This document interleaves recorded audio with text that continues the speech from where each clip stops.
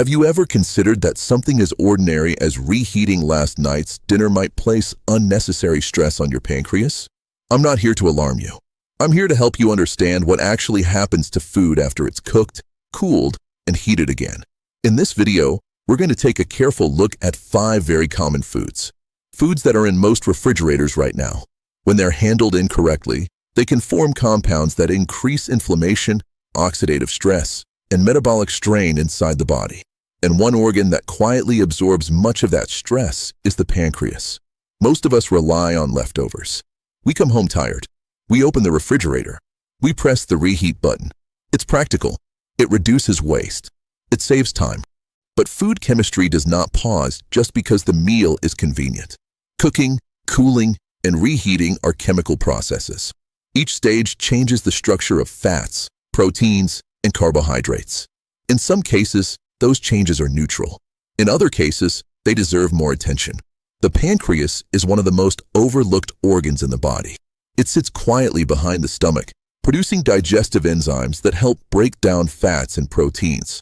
It also produces insulin, the hormone that regulates blood sugar. It doesn't complain loudly. It doesn't give obvious warning signs when it's under stress. And that's exactly why daily habits matter. Today, I want to walk you through 5 foods that require special attention when reheated. Not to create fear, but to give you control. Let's begin. The first concern isn't a specific food. It's the cooking medium, oil. Think about fried foods. French fries, breaded chicken, fried cutlets, crispy leftovers from yesterday. What usually happens the next day? They go back into the microwave.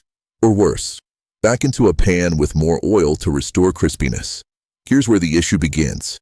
When oil is heated to high temperatures, especially during frying, it starts to oxidize. Vegetable oils such as sunflower, corn, or soybean oil are particularly vulnerable to this process because of their fatty acid structure.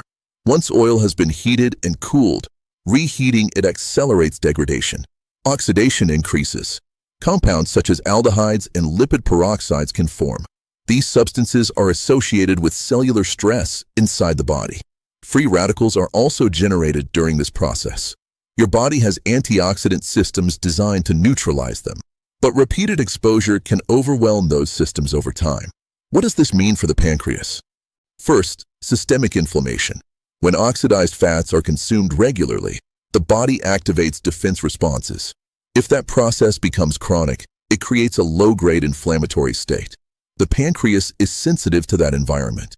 Second, oxidative stress. Circulating oxidized compounds can affect cellular membranes, including those of pancreatic cells. Think of it as gradual wear and tear rather than a sudden event. Some people may notice subtle digestive discomfort after consuming heavily reheated fried foods. Bloating, fatigue, a feeling of heaviness after meals. These are signals worth paying attention to. Here's what I recommend. Do not reuse frying oil. Once oil has been used for deep frying, discard it. Limit high-temperature frying overall when possible. If reheating fried food, use dry heat methods like an oven or air fryer without adding new oil. And whenever possible, prioritize freshly prepared meals. Small changes like these reduce oxidative burden significantly. Now let's move to the second food. And this one surprises many people. Leafy greens, especially spinach. Spinach is highly nutritious. It contains vitamins, minerals, antioxidants, and plant compounds that support overall health. The issue isn't the vegetable itself. Leafy greens naturally contain nitrates. In fresh form, nitrates are not harmful and may even have cardiovascular benefits. However, once cooked, if they are left to cool slowly at room temperature or stored improperly, naturally occurring bacteria can convert nitrates into nitrites.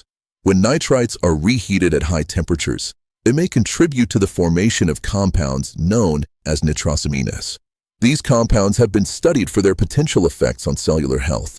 The pancreas plays a role in detoxification pathways. Repeated exposure to reactive compounds means additional metabolic work. This doesn't mean you should avoid spinach. It means you should respect proper food handling. Cook only what you plan to eat. If you have leftovers, transfer them immediately to shallow containers so they cool quickly. Refrigerate within 1 hour.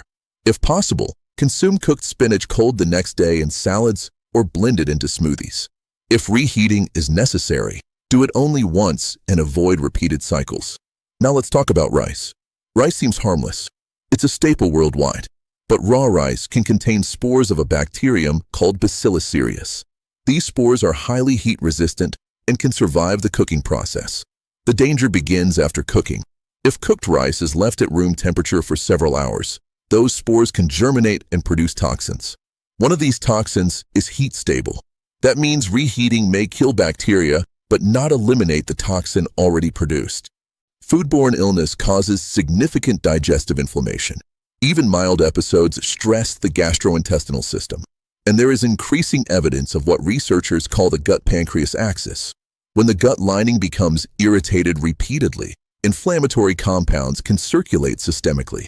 The pancreas is particularly sensitive to chronic inflammatory signaling. Safe handling of rice is simple. Serve what you need immediately. Spread the remaining rice in shallow containers to cool quickly. Refrigerate within 1 hour. Store in airtight containers. Consume within 24 hours.